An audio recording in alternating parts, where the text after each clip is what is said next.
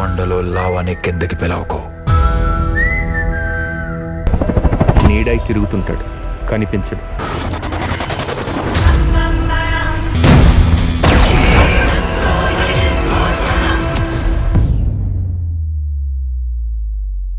నువ్వు అప్పుడే డ్యూటీకి ఎందుకు వచ్చావు?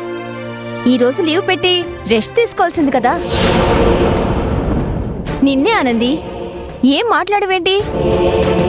నాకు బాగానే ఉంది లేక. తనకింకా మన మీద కోపం పోలేదనుకుంటా.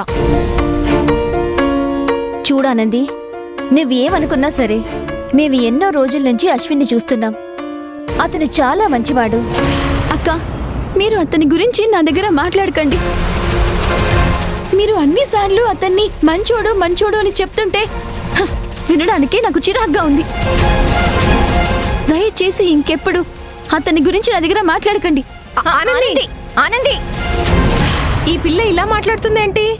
అశ్విన్ మంచివాడు కాదని ఆనంది చాలా బలంగా నమ్ముతుంది. అతని గురించి మాట్లాడకుండా ఉండడమే మంచిది. నువ్వు చెప్పింది కరెక్టే, పద కూల్ చేద్దాం. ఆనంది, ఇప్పుడేంటి? నీ ముందెప్పుడు అశ్విన్ గురించి మాట్లాడకూడదు, అంతే కదా? సరే, ఇంకెప్పుడు మాట్లాడం. అసలు అశ్విన్కి నీకు మధ్య ఇంకెప్పుడు తలదూర్చం. మీ ఇద్దరి మధ్య ఉన్న సమస్యని మీ ఇద్దరూ కలిసి పరిష్కరించుకుంటారో లేక పెంచుకుంటారో మీ ఇష్టం. మాకు ఎలాంటి సంబంధం లేదు.